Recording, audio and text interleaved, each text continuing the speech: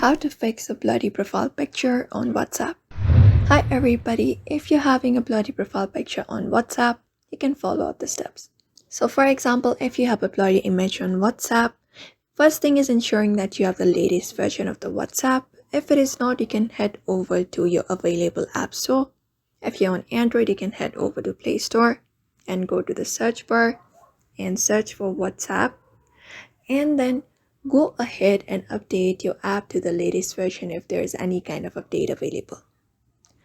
After that is done, ensure that the photo quality that you are trying to upload on WhatsApp is also a good quality, because that may be the reason why your picture is having a bad quality, a blur image.